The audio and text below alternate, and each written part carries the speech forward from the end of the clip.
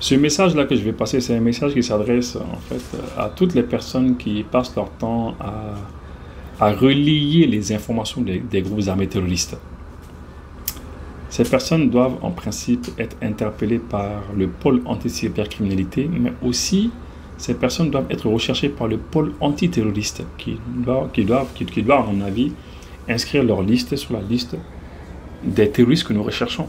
Les terroristes contre lesquels on se bat tous les jours, à mon avis, c'est ça. Ces deux pôles doivent s'occuper d'eux, à mon avis.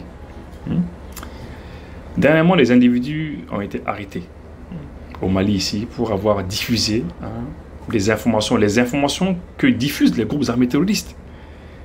Imaginez un petit peu, les terroristes diffusent des informations.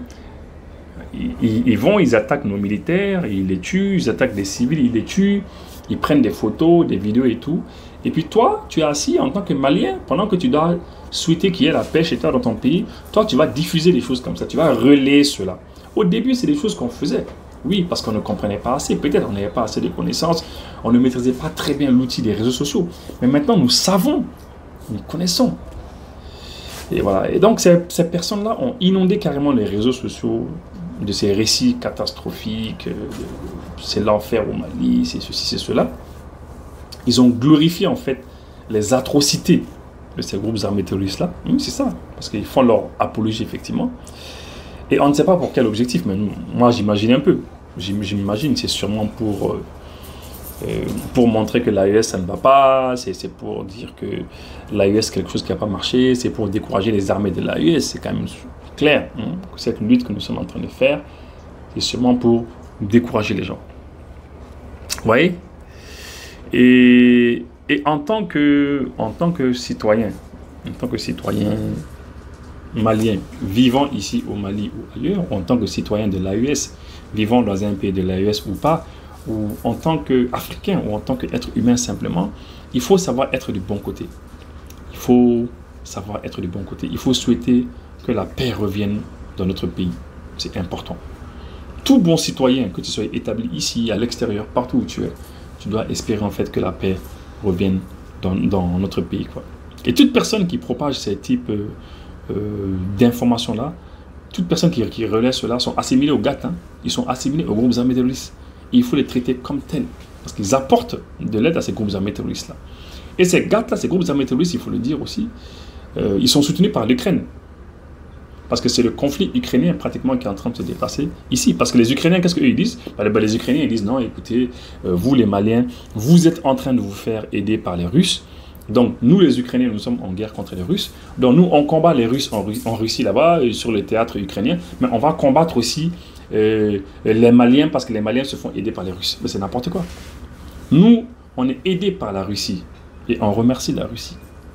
La Russie a accepté les choses que les autres États européens n'ont pas acceptées. La Russie a accepté de nous vendre les armes. La Russie a accepté de nous donner des armes aussi et des munitions. Et les États européens, même si tu as ton argent et que tu veux acheter des armes, ils ne vont pas accepter. Même si tu as de l'argent, tu veux acheter, ils ne vont pas accepter de te vendre. Ils ne te vendent pas. Ils ne vont pas te vendre d'hélicoptères, ils ne te vendent pas d'hélicoptères. C'est aucun type d'aéronef. Aucun type d'aéronef, ils vont te vendre, ils vont te donner. D'ailleurs, on a vu ici, ils ont bloqué le Casa C295. On avait un avion ici, là, qu'on appelle le Casa C295. C'est un avion qui peut prendre une quarantaine de personnes. Cet avion-là peut prendre des charges lourdes. Par exemple, si on veut prendre un groupe électrogène ici à Bamako, on veut l'amener à Gao, à Kidal, ce groupe électrogène pour aller donner de l'électricité aux gens là-bas et tout ça, eh bien, c'est un avion qui nous rendait ces services-là. Eh bien, lorsqu'on en avait un, le président IBK, paix à lui, avait payé un comme ça. Donc, l'armée a vu que c'était bien. Quand ils ont commandé un second là, eh bien, un jour, l'heure d'un truc là, ils ont bloqué. Je crois qu'on a payé ça à 20 milliards. Ils ont bloqué. Et c'est Jean-Yves Le Drian qui est sorti, qui a tout fait. L'ancien ministre des Armées français et des Affaires européennes français, Jean-Yves Le Drian, c'est lui qui a tout fait pour bloquer cela. Il a tout fait pour bloquer l'avion là, pour que l'avion ne vienne pas ici. Ils ont dit qu'on utilise des enfants soldats. Ils ont donné tellement de raisons. Au départ, ils ont dit qu'on utilise des enfants soldats dans l'armée. Après, ils ont donné tellement de choses. On a dit, hey, tout ce que vous dites là, ça c'est faux. On a fait au moins 8 mois, 1 an. Mais après, ils nous ont rendu notre avion. Ouais. Ils ont préféré amener toutes les armées européennes du monde ici chez nous faisant croire comme s'ils étaient en train de nous aider, alors que le ver était dans le fruit. Le ver était dans le fruit. Le loup était dans la bergerie. Quand le loup est dans la bergerie, il mange tout. Voilà. C'était eux le problème. Ils nous ont tellement créé des problèmes. Quand on les a tous dégagés maintenant, on a fait venir de nouveaux partenaires sincères. Les Russes, ils sont fâchés. Ils sont en train de tout faire maintenant pour essayer de nous déstabiliser. Ils envoient des groupes armés terroristes tous les jours. Ils leur fournissent des équipements militaires, ils leur fournissent tout ce qu'il faut, du renseignement, des formations, tout. Et on le sait. Et ils ont aussi leurs journalistes qui font leur communication. Ils ont les journalistes qui passent leur temps à faire leur communication, tels que les médias français que nous voyons tous les jours, les Wassim, les Serge Zanel, etc. Mais nous savons que ça va y aller. Sinon, Kiev, l'Ukraine soutient ces groupes armés terroristes. Ils l'ont dit, là, on a vu. On a vu que dernièrement, lorsqu'il y a eu les combats en juillet 2024, il y a les Ukrainiens, hein, le chef du service de renseignement qui est sorti, il y a un de leurs ambassadeurs aussi qui est sorti, ils soutiennent ces groupes armés terroristes chez nous. Ils les soutiennent. Voilà. Donc, il faut que les gens comprennent cela. Il ne faut pas chercher à dénigrer les actions que notre armée est en train de faire. Hein. Notre armée se bat. Ne cherchons pas à dénigrer cela. Il faut soutenir son armée. Il faut être un patriote. Il faut être un bon patriote. Voilà. Et nous savons que dans la région, il y a des acteurs étrangers qui sont en train de les aider. Mais nous, on va se battre. Et heureusement que nos frères, nos amis russes sont là pour nous aider avec la formation, avec du matériel, avec ce qu'il faut.